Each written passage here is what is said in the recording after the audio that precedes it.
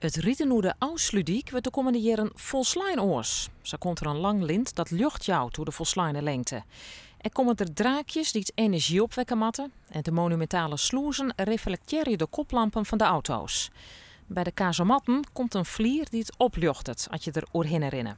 Puur natuur, poëtisch, spraakmakend. En dit is iets wat we mid-2017 gaan maken. Het binnenplan van de verneemde kunstenaar Daan Rozengaarde. Hij maakt in opdracht van het Riek een plan om de Ausludiek onttrekkelijker te maken. En, wat al mooi is, nog mooier maken. Ik vind de sluizen heel bijzonder. Omdat ze zijn zo mooi, maar je ziet ze niet meer. Omdat ze helemaal ingepakt zijn. Er zitten over betonrot, lantaarnpalen. Ik denk dat dat echt een iconisch beeld wat de hele wereld over gaat. Ik vind de Glowing Nature mooi omdat ze over dat poëtische natuurlijk gaan. Maar zo heeft elk project zijn eigen publiek en zijn eigen betekenis. Dus we gaan het zien. En dan dus benammen in het tjuster. Het smeert in het vattraject echt wel wat kritiek op. Want al dat lucht versteurt het tjustere karakter van de diek. Minister Schultz van Hagen mag het daar in zwaar genoeg. Nee, het tast het niet aan, omdat die verlichting eigenlijk alleen optreedt op het moment dat zich ook auto's op de afsluitdijk bevinden. En dat is juist het mooie, want dan is er eigenlijk al beweging, dan is er al leven.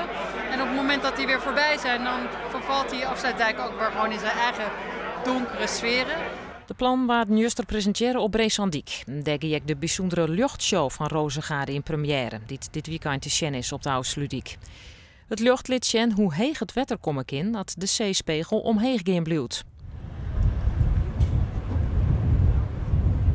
De luchtkunst van Rozengaarde maakt het deel uit van de opknapbeurt voor de Ausludiek. Totale kosten goed 800 miljoen euro. De dik giet dus verorien, maar met nevens Rozengaarde ek benammen blijven zat er is.